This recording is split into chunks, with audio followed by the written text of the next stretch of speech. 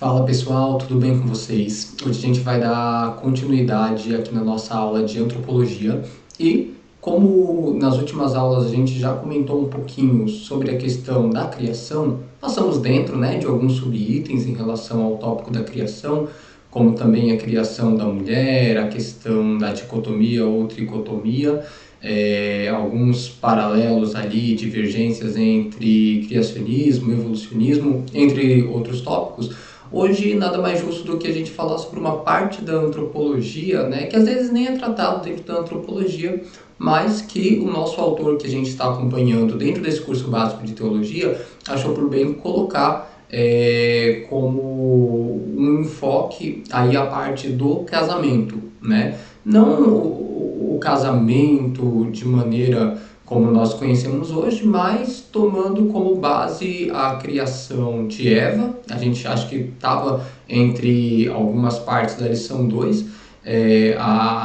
o nocaute de Adão, vamos colocar assim, que Deus fez cair um sono sobre Adão, retirou dele uma costela e Eva foi tomada a partir da costela.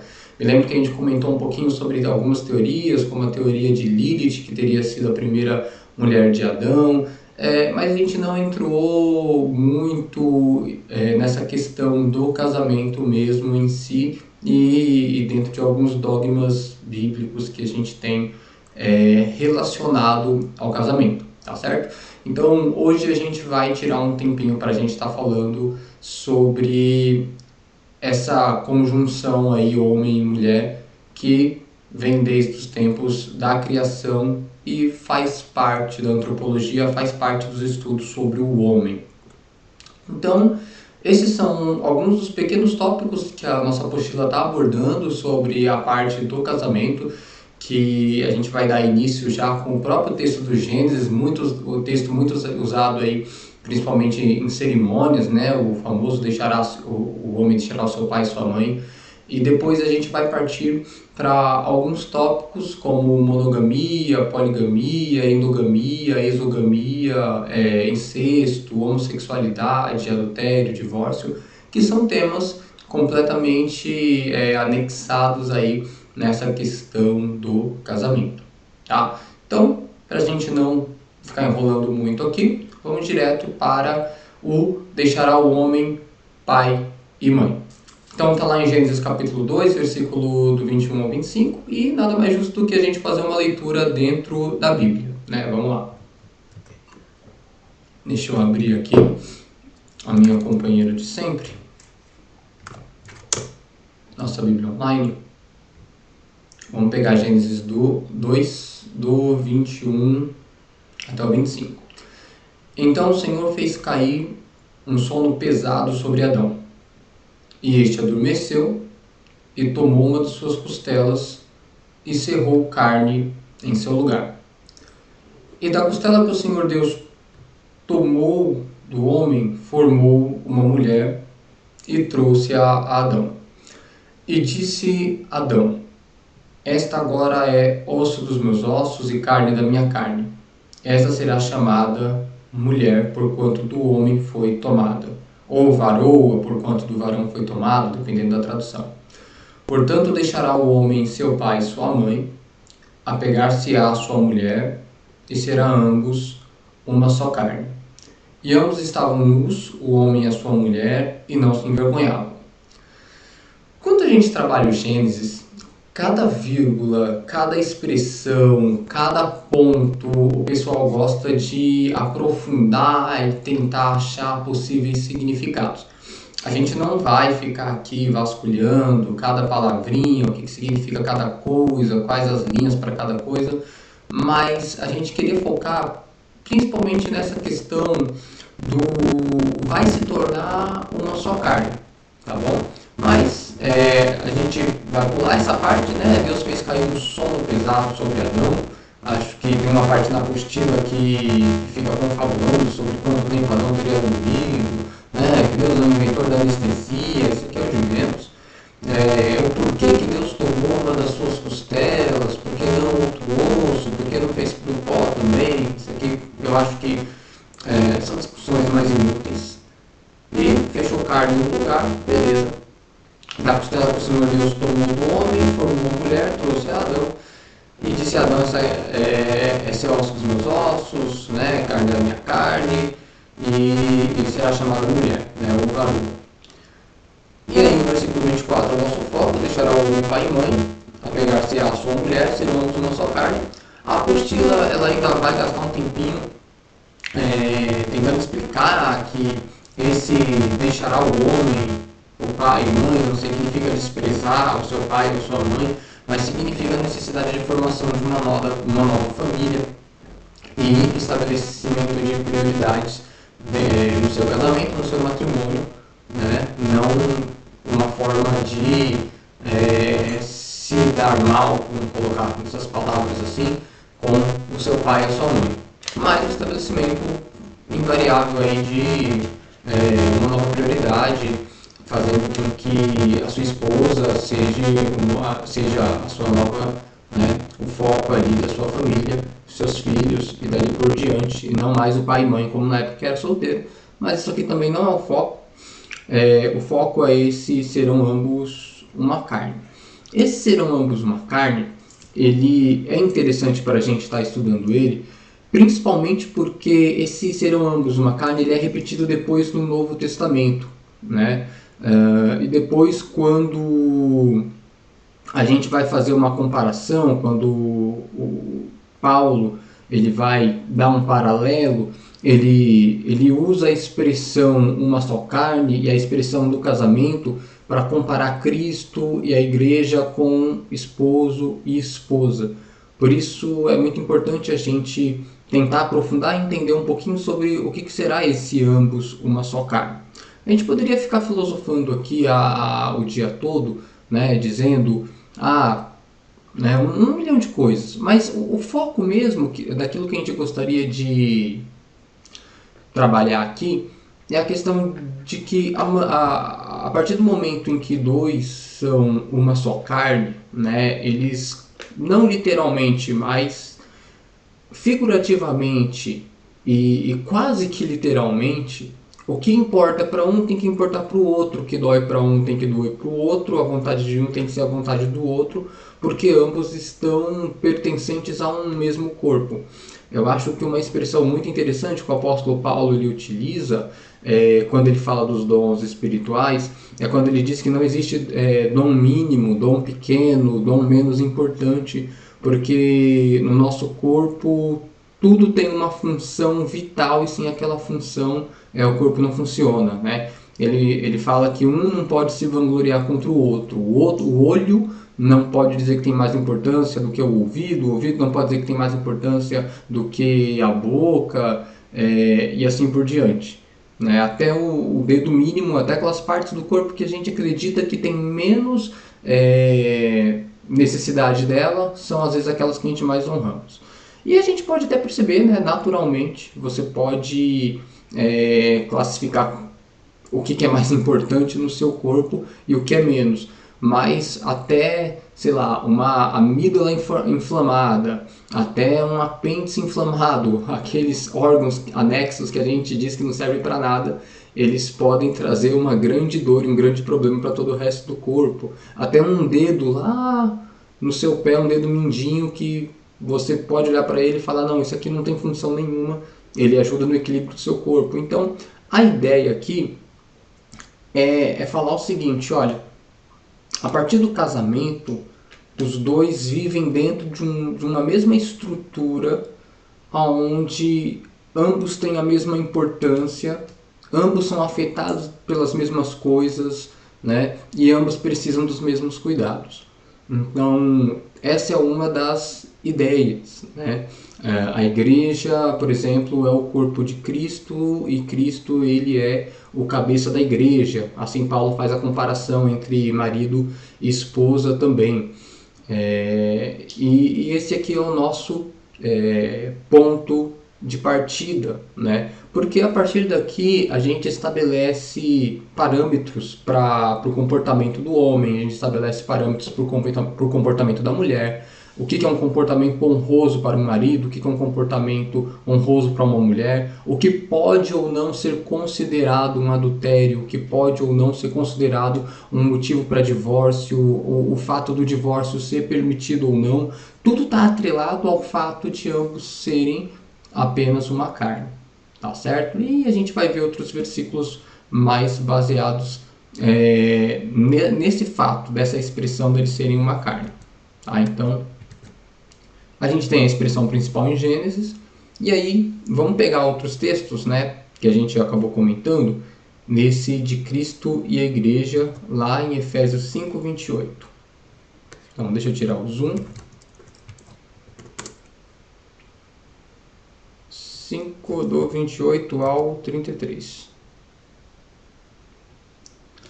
Assim, devem os maridos amar as suas próprias mulheres como seus próprios corpos. Quem ama sua mulher, ama-se a si mesmo. Porque nunca ninguém odiou a sua própria carne, antes a alimenta e sustenta, como também o Senhor a igreja. Porque somos membros do seu corpo, da sua carne, dos seus ossos. Por isso deixará o homem seu pai e sua mãe, se unirá à sua mulher e serão dois numa só carne. Grande é esse mistério, digo, porém, a respeito de Cristo e da igreja. Assim também vós, cada um em particular, ame sua própria mulher como a si mesmo, e a mulher reverencie o marido. Aqui em Efésios, Paulo entrou no assunto do casamento. Como eu disse, ele criou um paralelo entre Cristo e a igreja, certo? E aí ele entrou um pouco naquilo que a gente já veio comentando, né? Ele falou, olha, é natural que cada um ame o seu corpo, cuide do seu corpo, zele pelo seu corpo. Talvez nos nossos tempos até mais do que nos tempos de Paulo, né? Hoje em dia a gente tem academias aí à torta e à direita para tudo que é lugar, endocrinologistas, nutrólogos, pessoas que fazem seus mestrados e doutorados, tudo para uma educação alimentar a fim de ter um corpo ideal, né? Então você tem assim N modalidades e tipos de profissionais que trabalham na função de cuidar do corpo. A própria medicina vive em função disso, né? Eu falei aqui um pouco sobre esse pessoal que trabalha com academia, com exercício, nutricionistas, endocrinologistas, mas o foco da medicina não é apenas curar e salvar, mas manter o corpo bem, né? A estética, ela gira em torno disso. Então, nos nossos tempos, existe até um culto exagerado ao corpo, à aparência. Então, é natural que a gente ame o nosso corpo, a gente precisa dele sempre com o melhor, né? Você trabalha, você estuda, você precisa estar com energia, você precisa estar dormindo bem, e tudo isso reflete o cuidado que você tem com o seu corpo. Quando você faz uma dieta, corta o açúcar, quando você corta a cafeína, quando você tira o excesso de carboidrato, tudo é para que você tenha um resultado melhor no seu corpo. Agora, quando ele fala do casamento, ele fala, olha, vocês são uma só carne, tanto o homem como a mulher.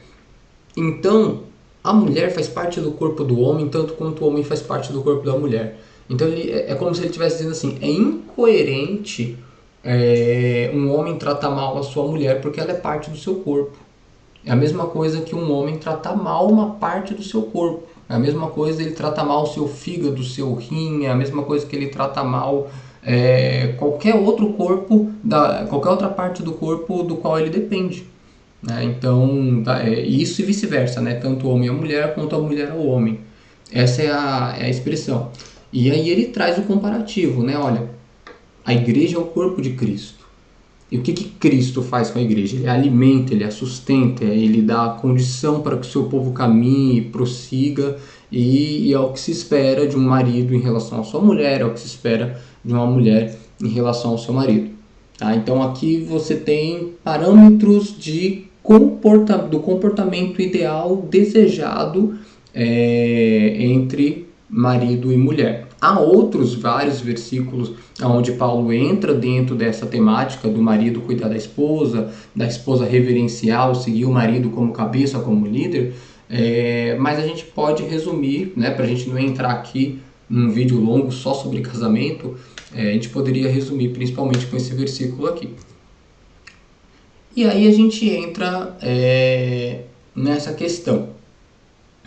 homem e mulher casados, e com o casamento vem o ato sexual, né? O ato sexual antes do casamento, ele sempre foi considerado fornicação, e embora não seja um tema tão trabalhado na Bíblia, né? A própria Bíblia, o Novo Testamento, condena ao inferno esse tipo de prática. E aí a gente tem 1 Coríntios capítulo 6, que traz essa questão da prostituição, né? E do que isso faz com o corpo. Então, aqui a gente já vai sair um pouquinho dessa questão do tratamento do homem com a mulher, da mulher com o homem, e a gente já começa a entrar um pouquinho nessa questão da prostituição, que a gente vai trabalhar daqui a pouco no tema do divórcio. Então, 1 Coríntios 6, estou me esquecendo aqui do versículo do 13 em diante.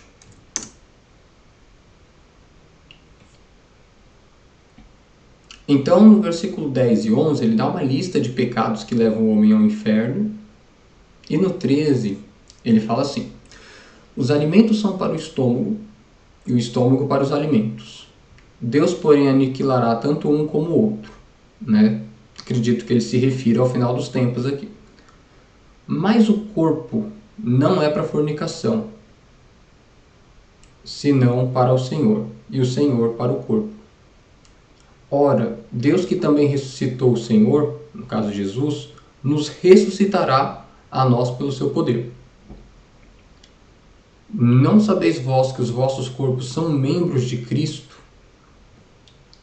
Tomarei, pois, os membros de Cristo, se referindo ao nosso corpo, e os fareis membros de uma meretriz ou de uma prostituta, dependendo aí da tradução? Não, por certo. Ou não sabeis que o que se junta com a meretriz faz-se um corpo, ou uma só carne, dependendo da tradução, com ela? Porque serão, disse, dois numa só carne. Mas o que se junta com o Senhor é um mesmo espírito. Fugi da fornicação. Todo pecado que o homem comete é fora do corpo, mas o que fornica peca contra o seu próprio corpo. Ou não sabeis vós que o vosso corpo é templo do Espírito Santo, o que habita em vós, proveniente de Deus, e que não sois de vós mesmos? Porque fostes comprados por bom preço. Glorificai, pois, a Deus no vosso corpo e no vosso espírito, os quais pertencem a Deus. Aqui Paulo ele vai fundo, né? Ele começa falando o seguinte: olha, o corpo de vocês não é sem importância, né? Porque Deus que ressuscitou Jesus também vai ressuscitar o seu corpo. E quando você pertence a Cristo, você se torna um com Cristo. De maneira que agora o seu corpo também é parte do corpo de Cristo. O seu corpo é um membro de Cristo. E aí ele diz: por acaso você não sabe que quando você se ajunta com uma prostituta, quando você se ajunta com uma meretriz, você não se torna uma carne com ela? E aí a gente tem a questão: o que é se tornar uma carne novamente? Né? O que faz com que a pessoa se torne uma carne? Ah, não é assinar o papel lá no casamento? Não. É o ato sexual que só é permitido após o casamento. Então, quando um homem se junta com uma meretriz, com uma prostituta, ele não está se casando com ela, ele não assinou um papel dizendo que é um compromisso com ela, mas ele se junta num ato sexual. E isso faz com que ele se torne uma carne com ela. Então agora ele é uma carne com uma prostituta. Agora ele é uma carne com uma meretriz. E o apóstolo Paulo fala assim: olha, agora o seu corpo é o corpo de uma meretriz. E você diz que é de Cristo, então o seu corpo também é de Cristo. Então agora o corpo de Cristo é o corpo de uma meretriz? É isso que você está fazendo com o corpo de Cristo? Então olha a profundidade do pensamento de Paulo, até onde ele vai nessa questão da prostituição. Nesta questão do compartilhar o corpo, né? Então ele fala: olha, todo pecado que o homem comete, ele comete fora do corpo. Porém, aquele que se prostitui, ele peca contra o seu corpo e ele peca contra o corpo de Cristo. Então, essa questão de ser uma só carne Qual que é a base? É o ato sexual, o que torna uma só carne.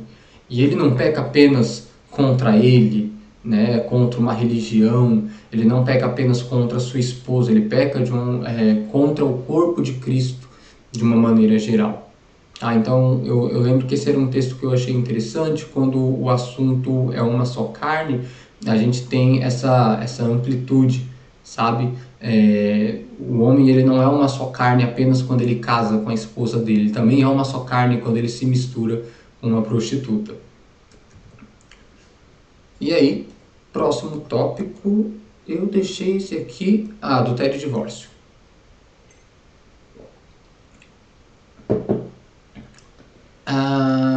Quando o assunto é adultério, já que a gente já puxou esse teminha aí sobre prostituição, a gente só pode considerar adúltero o homem que é casado ou a mulher que é casada.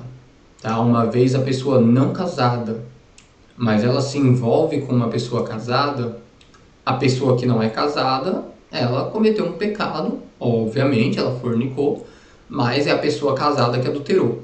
Tá? Então, para termos aí, adultério é uma coisa apenas para a pessoa que é casada. Agora a questão é, o que é adultério? Qual que é o conceito que nós temos hoje e qual que é o conceito bíblico? Porque hoje em dia a gente tem, até de maneira crescente, bem popularizada, a questão do casamento aberto. Né? A pessoa está casada legalmente no papel, mas no contrato entre os pombinhos ali está que tanto ele pode se relacionar com outras mulheres, tanto ela pode se relacionar com outros homens. Então, na cabeça dos dois, ninguém está em adultério. Mas, e biblicamente? Né? E tem a questão do divórcio. Tem a questão do divórcio, aqui a gente vai dar uma olhadinha. O que o Antigo Testamento falava sobre o divórcio? Qual que é o posicionamento de Jesus? E a visão do apóstolo Paulo também, né, como escritor aí da maior parte do Novo Testamento. Então vamos lá, vamos para o Antigo Testamento. Vamos tomar como base primeiro Deuteronômio 24.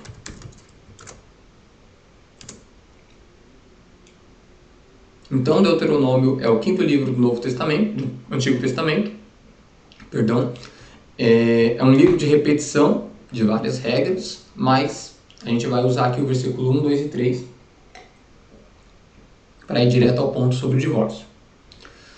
Quando um homem tomar uma mulher e se casar com ela, então será que, se não achar graça em seus olhos, por nela encontrar coisa indecente, far-lhe-á uma carta de repúdio e lhe dará na sua mão, e a despedirá da sua casa.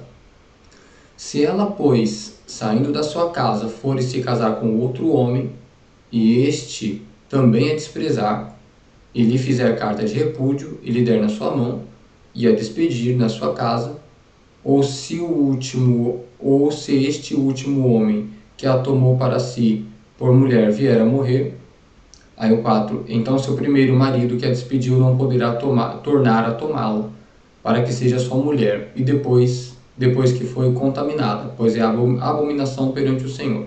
Assim não fará pecar a terra que o Senhor teu Deus te dá por herança. Existe uma série de regras aqui, tá? Que eu não vou entrar dentro de todas elas em relação ao repúdio.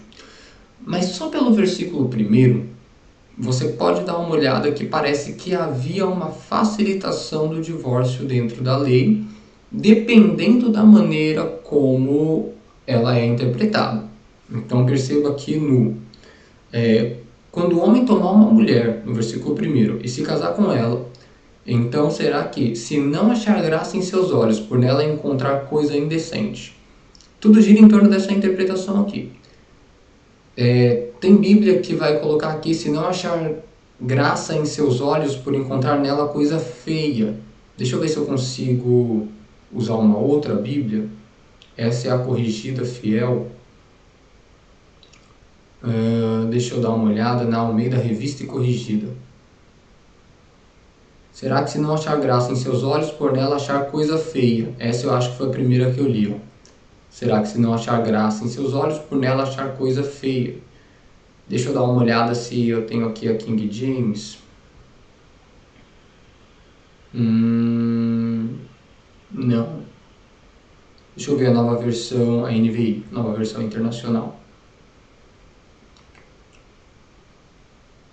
Se um homem casar-se com uma mulher e depois não a quiser mais por encontrar nela algo que ele reprova.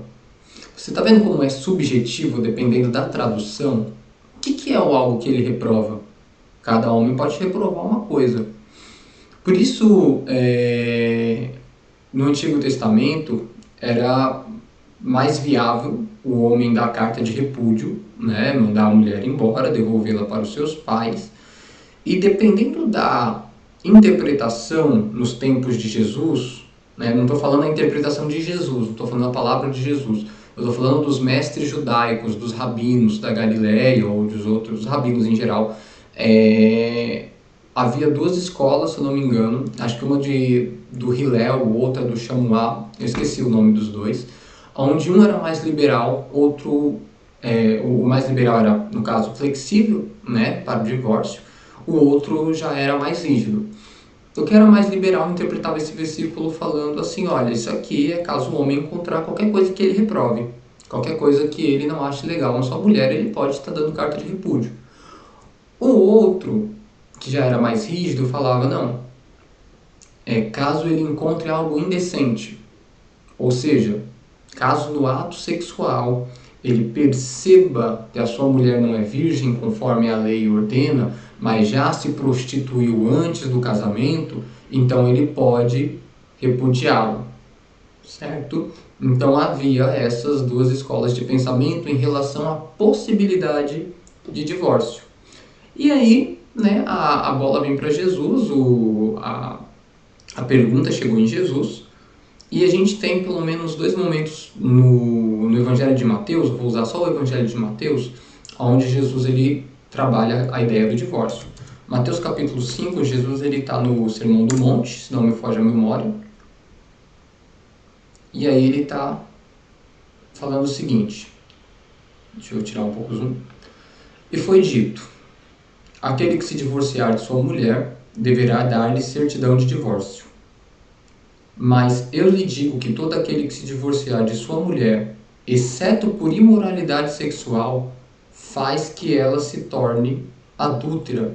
E quem se casar com ela, e quem se casar com a mulher divorciada estará cometendo adultério. Então, talvez esse daqui seja um dos textos mais difíceis e mais rígidos do Novo Testamento aplicados por Jesus, né? Aqui ele vai seguir com outros ensinamentos. Mas se a gente for para Mateus 19, a gente tem uma espécie de continuação desse assunto. No versículo 3, deixa eu ver se eu dei um zoom muito grande, acho que dá para tirar um pouquinho aqui. E alguns fariseus aproximaram-se dele para pô-lo à prova e perguntaram-lhe, é permitido ao homem divorciar-se de sua mulher por qualquer motivo? E ele respondeu, vocês não leram que no princípio o Criador os fez homem e mulher? E disse, por essa razão o homem deixará pai e mãe e se unirá à sua mulher e os dois se tornarão uma só carne? Assim eles já não são dois, mas sim uma só carne. Portanto, o que Deus uniu, ninguém separe. Aqui até o pessoal usa o bordão, né? O que Deus uniu, o homem não separa. Não, né? É uma ordem. É o que Deus uniu, o homem não separe. Não é que ninguém vai conseguir separar, é para o homem não se separar. E perguntaram eles, então por que Moisés? Porque aqui Jesus está indo contra Moisés, né? Acho que isso está claro. Moisés era a lei, não tem ninguém acima de Moisés entre os judeus. Então por que Moisés mandou dar certidão de divórcio à mulher e mandá-la embora? Aí citando Deuteronômio 24. Jesus respondeu, Moisés lhe permitiu divorciar-se de suas mulheres por causa da dureza do coração de vocês, mas não foi assim no princípio. Então Jesus explica, olha, é um condicional isso aqui.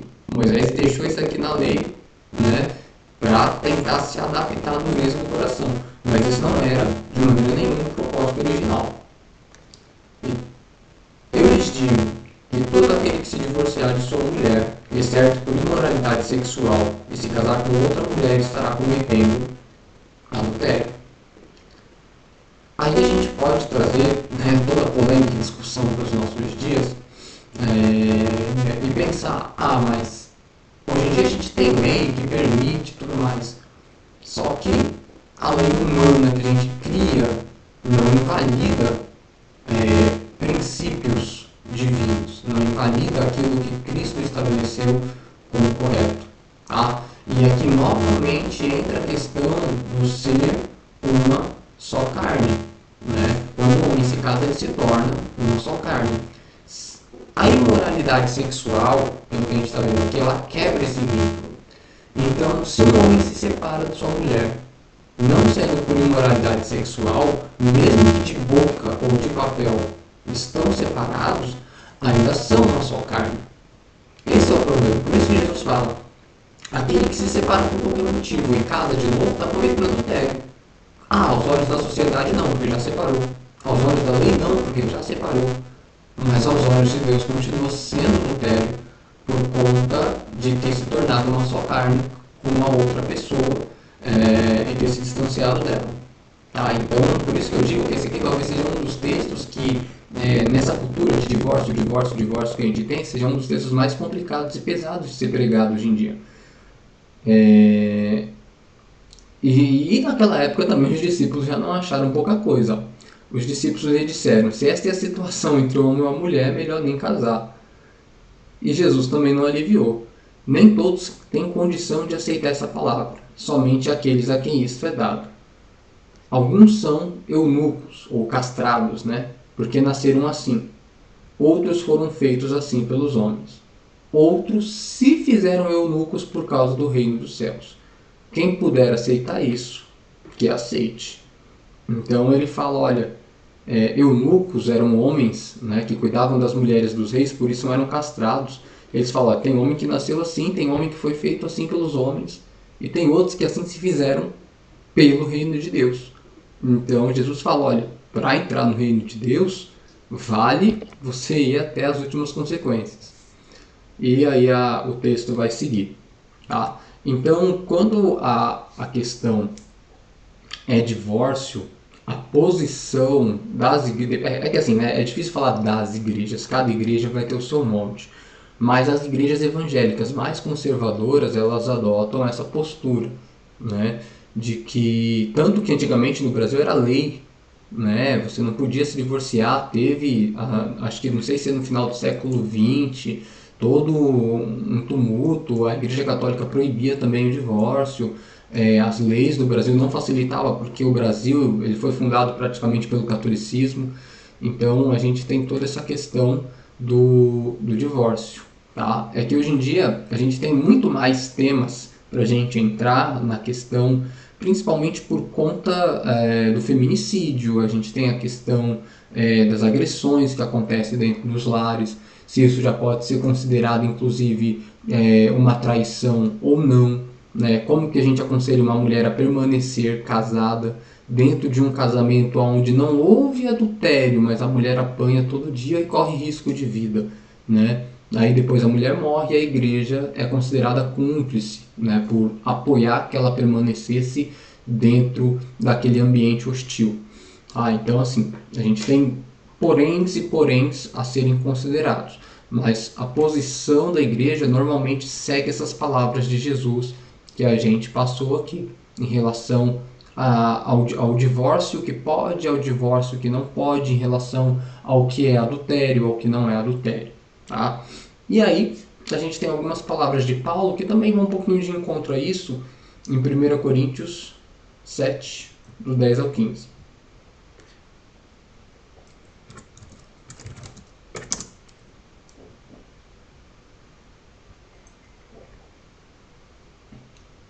Aos casados dou este mandamento, não eu. Ele faz questão de dizer, né? Mas o Senhor.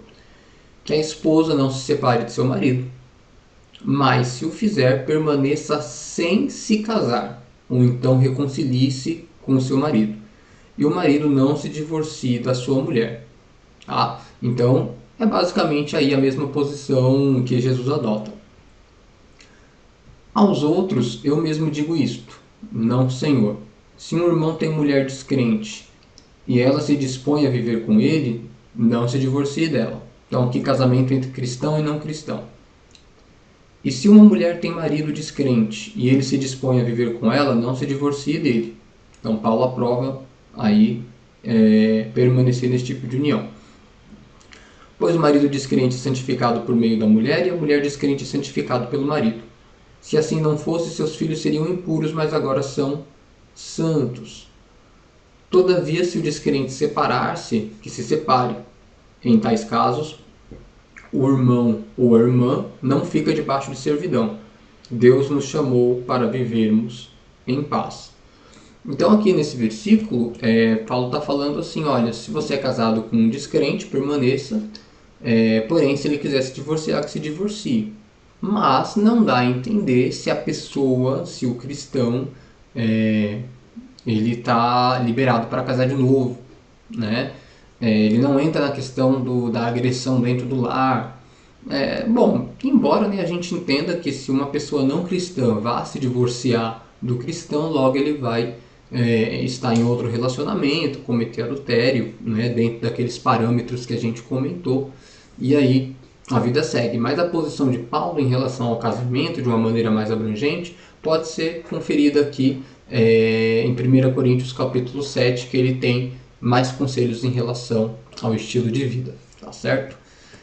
Então, em relação ao adultério e divórcio, basicamente esses os principais posicionamentos que a gente tem dentro da palavra. E aí a gente tem aqui alguns outros assuntos não menos interessantes em relação, não em relação ao que pode, ao que não pode, porque isso aqui acho que já é bem estabelecido, mas em relação a monogamia e poligamia, né? Monogamia, deixa eu ver se está escrito certo, está escrito certo, o tipo de casamento aceito hoje pela Bíblia, né? Nas próprias palavras de Jesus ele diz que por causa da prostituição que cada homem tem a sua mulher, então o casamento de um homem com uma mulher ele não é apenas aceito na Bíblia aceito pela igreja por conta das palavras de Jesus, mas por ser o modelo original, né? Deus criou um Adão para uma Eva. E aí a gente tem também a questão da poligamia, que embora você não encontre no meio do cristianismo no Novo Testamento, pelo menos não dentro da ortodoxia, da sã doutrina, daquilo que é aceito pela igreja, né? Você encontra dentro da história do cristianismo em algumas correntes heréticas, mas a poligamia ela era aceita no Antigo Testamento, aceita, não ensinada. Mas normalmente a poligamia ela sempre trazia algum prejuízo, né? Poligamia ou o concubinato. Poligamia é quando um homem é casado com mais de uma mulher, tá? O concubinato é quando você tem uma mulher e você tem também algumas escravas, né? Algumas servas com o qual o homem também se relaciona, mas que não são esposas oficiais, vamos assim dizer. Exemplos que a gente tem na Bíblia. Você tem Abraão, que tinha sua esposa Sara, e Deus fez uma promessa que Abraão seria pai de uma grande nação, de um filho de Sara. E como Sara já estava avançada em idade, queria ver a promessa se cumprir, Sara entrega Agar, a sua serva egípcia, para que Abraão tivesse filhos por ela. Então Agar acaba se tornando concubina de Abraão, né? Não sabemos se após o Agar conceber Ismael, se Abraão ainda ficava com Agar, né? Mas por um momento foi. E você tem, por exemplo, Jacó, filho de Isaac, né, neto de Abraão, que tinha duas esposas, era poligâmico também, né? Ele tinha Leia e tinha Raquel, e ambas competiam, né?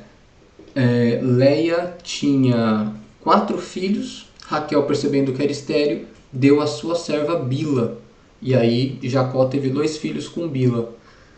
Leia, percebendo que parou de dar filhos, deu a sua serva Zilpa, com quem Jacó teve mais 2 filhos, aqui se não me foge a memória. E aí, depois Raquel teve 2 filhos, Leia teve mais 3, e Jacó acabou tendo essas 2 esposas oficiais e 2 concubinas. Ou seja, ele praticou tanto a poligamia quanto o concubinato. Dentro da Bíblia você sempre vê esse tipo de relação como uma relação problemática, né? A própria Sara, esposa de Abraão, mandou Abraão despedir, mandar embora Agar e o seu filho, que chegaram a ficar numa situação de necessidade. Depois houve um livramento ali por parte de Deus. No caso da família de Jacó, havia sempre briga, porque Raquel era preferida, mas era Leia quem tinha filhos, né? No caso de Salomão, você vê Salomão com 700 mulheres e 300 concubinas, e elas até levaram Salomão a servir a outros deuses. Você tem no caso de Eucana, ali já no livro de 1 Samuel, ele tinha 2 mulheres também, né? Ana e Penina. Ana era mais amada, Penina era que tinha filhos, então havia briga entre ambos. Mas é sempre um relacionamento conflituoso, não apoiado pelas escrituras, permitido no Antigo Testamento, porém ele já é abolido no Novo. Só para curiosidade, o movimento cristão atual, né, que permitiu durante um período histórico a poligamia, era as próprias Testemunhas de Jeová. Os Mormons, tá?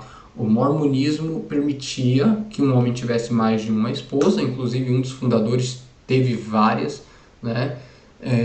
Hoje em dia eu acredito que já proibiram, né? Teve uma certa repressão social, mas durante um período aí de sua história eles tiveram essa liberação para poligamia, um movimento que se intitula cristão, né? A Igreja dos Santos, a Igreja de Jesus Cristo dos Santos dos Últimos Dias.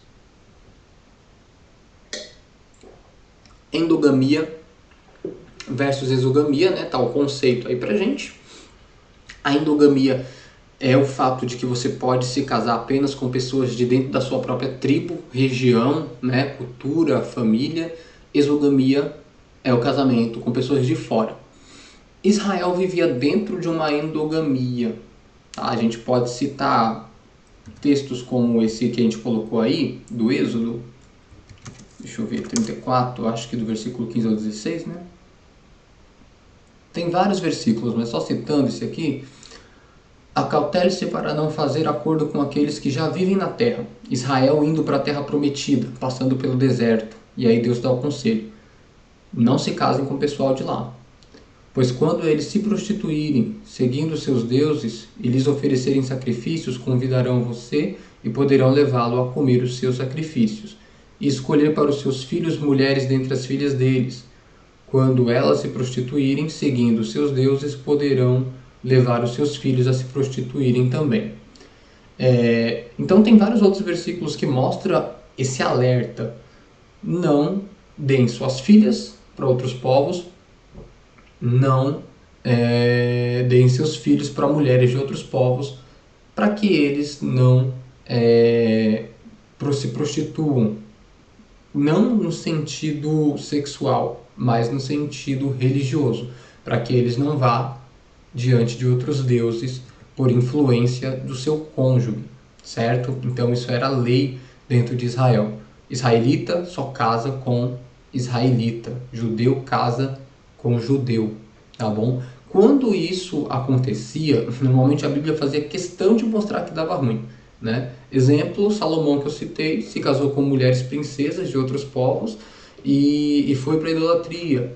Você tem também Sansão, mas Sansão já era não era uma questão de idolatria, já era mais pecado de falta de virtude em relação à sexualidade mesmo. Você tem, acho que em 1 Reis 11, do 1 ao 7, o caso de Salomão. Em Esdras, a gente tem um caso muito interessante, porque o povo de Deus, ele perdeu o seu território para a Babilônia e foi levado cativo para a Babilônia. Então, agora você não tem mais como dizer, eu vou casar com uma mulher da minha nação, porque a sua nação não existe mais. O judeu, descendente de Abraão, está exilado na Babilônia. Então, o que ele tinha que fazer? permanecer casado e se casar com pessoas que fossem da sua linhagem, do seu povo. Quando Deus liberta eles do cativeiro babilônico e eles voltam para sua terra, Esdras percebe que vários deles, Esdras, Neemias, acho que mais Esdras, estão casados com pessoas de outras nações, de maneira que eles sai uma ordem para que eles mandem embora essas mulheres com quem eles foram casados e mandem embora também os filhos que tiveram com essas mulheres. Então era algo extremamente rigoroso para o povo judeu. Deixa eu ver se eu consigo puxar algo rapidinho, não peguei nenhum texto específico aqui, em Esdras. Esdras 9. Depois que foram feitas essas coisas, os líderes vieram dizer-me: o povo de Israel, inclusive sacerdotes e levitas, não se mantiveram separados dos povos vizinhos e suas práticas repugnantes, como a dos cananeus, dos hititas, dos fariseus, jebuseus, amonitas. Isso aqui são povos que viviam em volta do território de Israel. Eles e seus filhos casaram-se com mulheres daqueles povos e com eles se misturaram. E com ele misturaram a descendência santa. E os líderes e os oficiais estão à frente nessa atitude infiel. Quando ouvi isso, rasguei a minha túnica e o meu manto, arranquei os cabelos da minha cabeça e a barba e me sentei estarrecido. Então, olha o peso da palavra, né? E aí vai ter tudo aquilo que eu comentei em relação à ordem de mandar embora essas mulheres, de mandar embora esses filhos, para restaurarem a linhagem e a pureza da aliança. Como eu disse, a gente comentou agora há pouco no texto de 1 Coríntios, isso não é algo que se aplica ao cristianismo. Embora se ensine, sim, que o jovem cristão é melhor que eles se casem com uma jovem cristã, né, e vice-versa, porque é muito complicado você servir a Cristo dentro de um casamento com uma pessoa que não serve, pelo fato de que a pessoa que não serve tem costumes opostos àquilo que a Bíblia ensina, e é comum que os costumes de um se tornem os costumes de outro dentro do casamento. Então, para que a fé do cristão não se esfrie, normalmente a igreja aconselha esses cristãos a não contraírem casamento com pessoas que não são, né, que não têm os mesmos costumes. É algo muito comum dentro da igreja evangélica. Tá? Mas enfim, né, a própria Bíblia não proíbe como um pecado, não manda divorciar como no caso de Esdras, né? Por isso que tem diferenças. E aí, um dos últimos pontos, talvez, eu acho que a gente não passa hoje em dia uma semana sem ter uma nova notícia acerca de movimentos LGBTs e contra-ataques da igreja e uma agenda política em relação à liberação de mais privilégios em torno de toda a questão da homossexualidade que a gente tem hoje em dia, né? Então, não vou entrar aqui dentro desse assunto, tá bom? Aqui pra gente, o fato é apenas o que a Bíblia diz, né? A Bíblia, ela não condena apenas a homossexualidade, a Bíblia, ela condena, desde o Antigo Testamento, uma série de tipos de relacionamentos, tá? Que são considerados ou incestos, ou são considerados, vistos até como sodomia. Então, pra gente finalizar, acho que esse é o último, vamos dar uma olhadinha ali em Levítico 18.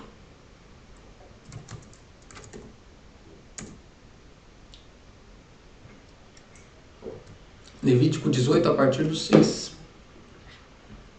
Quando eu cansar eu paro, tá? Porque são muitos versículos. Ninguém poderá se aproximar de uma parenta próxima para se envolver sexualmente com ela. Eu não gosto muito dessa versão aqui não. Deixa eu pegar outra. Não sou muito chegado na NVI. Deixa eu pegar a revista e atualizada, tá bom. Nenhum homem se chegará a qualquer parente da sua carne para lhe descobrir a nudez. Eu sou o Senhor. Não descobrirá a nudez de teu pai, nem da tua mãe, no 7, nem da mulher do teu pai, nem da tua irmã, filha do teu pai, filha da tua mãe, nascida em casa ou fora de casa, nem do teu filho, nem da tua filha. Então, assim, ele vai falando sobre vários tipos de relações incestuosas, tá? Lá no 13, a nudez da irmã da tua mãe, proibindo relação com o tio, né? Do irmão do teu pai, da tua nora, da mulher do teu irmão, da cunhada, né? Aqui no caso. Então, é uma condenação ampla, com uma descrição extensa aqui sobre tipos de casamentos proibidos, relacionamentos proibidos. Não te chegarás à mulher para lhe descobrir a nudez durante a sua menstruação, não te deitarás com a mulher do teu próximo, a semente não vai dar a Moloque, né? Ou seja, não vai fazer os seus filhos passarem aí por sacrifício, por ritual a Moloque. No 22, com o homem não te deitarás, em relação à homossexualidade. Zoofilia, aqui no 23, não te deitarás com animal. Né? Então, você pode ver que aqui em Levítico você tem uma lista de tipos de relacionamento que Deus abomina. Embora o Novo Testamento não vá tão longe, dando uma descrição, o padrão moral sexual é o mesmo. Tá? A única questão é que a homossexualidade é novamente citado, porque era algo muito comum naqueles tempos. Em Romanos, capítulo 1, versículo 26 e 27, é citado, e 1 Coríntios, capítulo 6, versículo 10. Eu acho que é onde a homossexualidade ela pode ser encontrada. Inclusive, a palavra sodomia, hoje ela já é associada à homossexualidade, porque antes de Deus destruir Sodoma e Gomorra, a Bíblia faz menção a esse tipo de pecado como algo grande dentro de Sodoma. Né? Eu acho que está em Gênesis 19, deixa eu dar uma olhada rapidinho, porque a gente tem uma história muito interessante. Ao anoitecer vieram 2 anjos a Sodoma, cuja entrada estava Ló sentado, e este, quando viu, levantou-se, né? Os anjos que vão retirar Ló de lá antes de Sodoma ser destruída. E aí, no versículo 4, mas antes que se deitassem, os homens daquela cidade cercaram a casa, os homens de Sodoma, tanto os moços como os velhos, todo o povo. E chamaram Ló e disseram: onde estão os homens que à noitinha entraram na tua casa? Traze-o para fora para que abusemos deles. Em algumas Bíblias vai dizer para que o conheçamos. O mesmo conheçamos do Adão, conheceu a Eva e concebeu. Ato sexual. E aí, Ló saiu à porta, fechou, pediu para que não fizessem mal. E olha que interessante. Tenho 2 filhas virgens. Eu vou trazer aqui, vocês façam com ela o que vocês quiserem. Então, lei da recepção, não é da recepção, é da hospedagem, tem uma outra palavra para isso, né? Ló era um anfitrião de um jeito, de uma maneira, né, seguindo os costumes da época, que os homens da cidade cercaram a casa dele por causa de 2 visitantes, e ele fala assim: não estuprem esses 2 homens que vieram aqui, peguem minhas filhas virgens. E aí os sodomitas, os homens de Sodoma não quiseram saber das filhas de Ló, queriam aqueles homens que tinham vindo a Ló. E por isso que o pecado de homossexualidade hoje em dia é atrelado aí à sodomia. Tá? Então, sobre incesto, os exemplos que a gente tem na Bíblia é principalmente o filho de Davi, Aminon, forçando sua irmã a se deitar com ele. Eu acredito que está em 2 Samuel capítulo 13. Você tem também no próprio Gênesis 19 que a gente tinha, após a destruição de Sodoma e Gomorra, Ló habitou sozinho com as suas filhas. A sua esposa morreu, se converteu numa estátua de sal, porque olhou para trás durante a destruição de Sodoma. E as filhas de Ló embebedaram seu pai para terem filhos com ele, para preservarem a descendência. Né? Então, são casos de incesto, né? e de homossexualidade que a gente tem dentro da Bíblia Sagrada. Pessoal, é isso, tá bom? Então, isso aqui foi uma breve pincelada sobre alguns temas referente a casamento, a homossexualidade, incesto, poligamia, bigamia, monogamia. E aí na próxima aula a gente vai finalizar essa questão da antropologia, tá certo? E aí a gente vai abordando alguns temas que são mais relevantes dentro da apostila para a gente trabalhar dentro da prova também. Tá certo? Então é isso, até uma próxima, bons estudos e tchau, tchau!